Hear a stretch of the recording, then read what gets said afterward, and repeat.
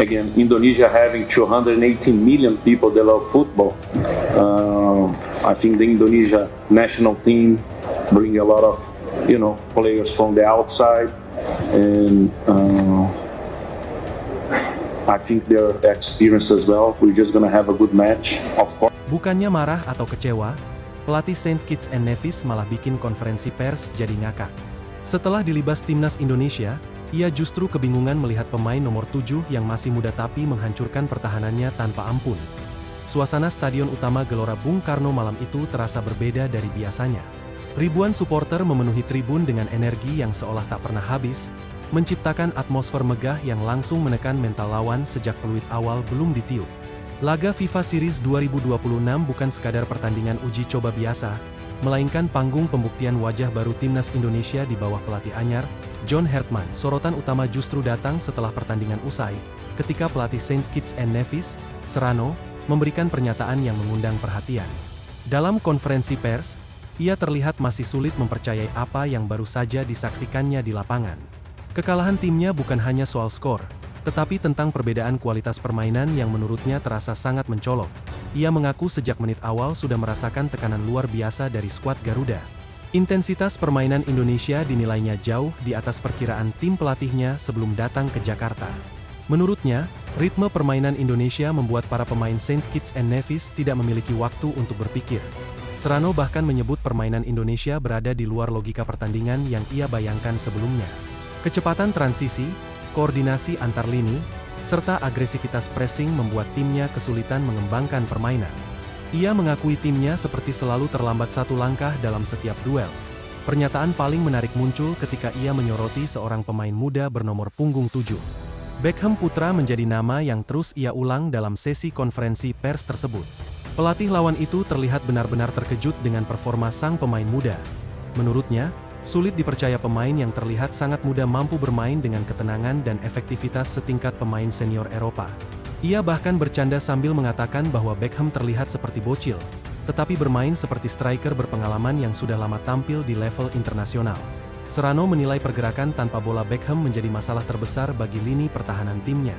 Setiap kali pemain bertahan mencoba membaca arah lari, Beckham justru muncul di ruang berbeda. Finishing yang klinis membuat peluang sekecil apapun berubah menjadi ancaman nyata. Pujian tidak berhenti pada individu pemain saja. Ia juga memberikan apresiasi tinggi kepada John Hertman yang dinilainya berhasil mengubah wajah permainan Indonesia dalam waktu singkat. Struktur permainan Garuda disebutnya jauh lebih rapi dibandingkan pertemuan sebelumnya melawan tim Asia Tenggara lainnya. Menurut Serrano, organisasi pertahanan Indonesia sangat disiplin sementara serangan mereka tetap agresif. Kombinasi itu membuat timnya kesulitan mencari celah. Ia menyebut perubahan ini jelas bukan kebetulan, melainkan hasil kerja taktik yang matang. Pertandingan sendiri dimulai dengan kejutan kecil ketika Saint Kitts and Nevis mendapatkan peluang cepat di menit pertama. Sebuah kelengahan di lini belakang hampir dimanfaatkan penyerang lawan, namun penyelamatan sigap kiper Indonesia berhasil menggagalkan peluang tersebut. Setelah momen itu, Indonesia memilih bermain lebih sabar. Build up dimulai dari lini belakang dengan umpan pendek yang terstruktur. Para pemain tampak berusaha mengontrol tempo sebelum meningkatkan intensitas serangan. Saint Kitts and Nevis mencoba mengandalkan bola-bola panjang untuk memecah pertahanan Indonesia. Namun koordinasi lini belakang Garuda membuat strategi tersebut tidak berjalan efektif. Setiap duel udara langsung diantisipasi dengan baik. Di menit-menit awal, Rizky Ridho beberapa kali membuka ruang dengan distribusi bola dari belakang. Pola ini menjadi awal banyak serangan Indonesia yang dimulai dari kaki bek tengah, menunjukkan perubahan filosofi permainan yang lebih modern. Peluang emas pertama Indonesia hadir ketika Kevin Dix menerima umpan dari Beckham Putra. Sayangnya, penyelesaian akhirnya masih terlalu lemah sehingga mudah diamankan kiper lawan. Meski gagal, serangan itu menjadi sinyal bahaya bagi tim tamu. Tekanan Indonesia akhirnya berbuah hasil di menit ke-14.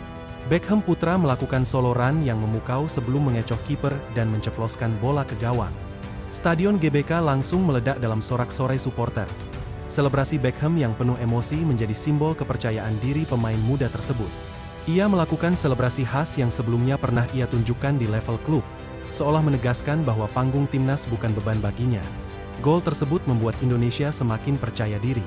Ula Romeni mencoba menambah keunggulan lewat tembakan keras dari sisi kotak penalti, tetapi bola masih mengenai pemain bertahan lawan.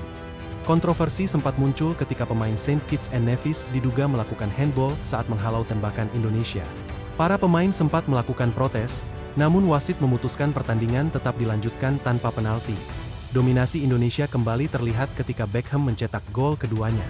Berawal dari kerja sama cepat dengan Ulla Romeni, ia masuk dari sisi kanan dan melepaskan tembakan akurat yang tak mampu dihentikan kiper lawan. Gol kedua itu semakin memukul mental tim tamu. Pertahanan mereka mulai kehilangan organisasi, sementara Indonesia semakin leluasa menguasai permainan di lini tengah. Ramadan Sananta hampir menambah keunggulan melalui tembakan keras menjelang akhir babak pertama.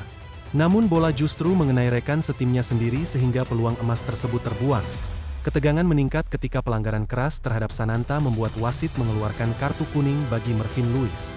VAR sempat memeriksa kemungkinan kartu merah, tetapi keputusan tetap tidak berubah. Tambahan waktu 3 menit di babak pertama tidak menghasilkan gol tambahan.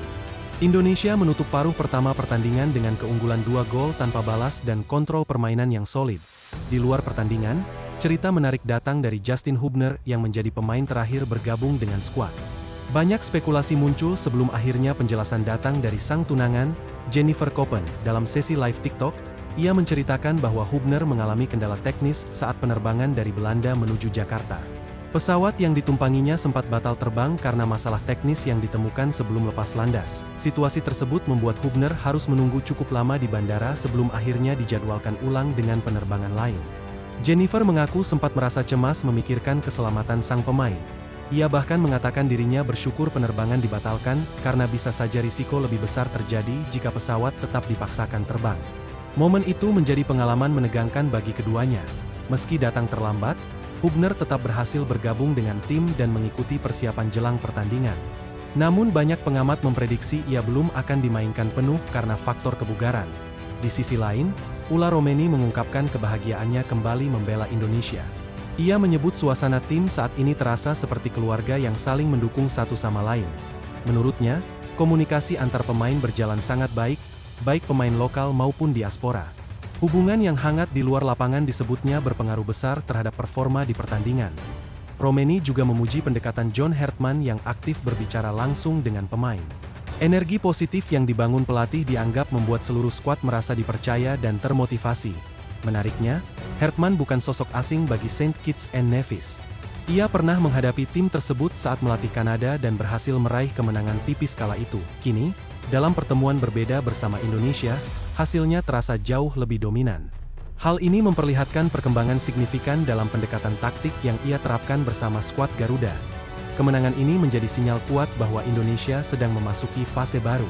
Permainan yang cepat, terorganisir, dan penuh percaya diri membuat banyak pihak mulai memandang Garuda dengan cara berbeda.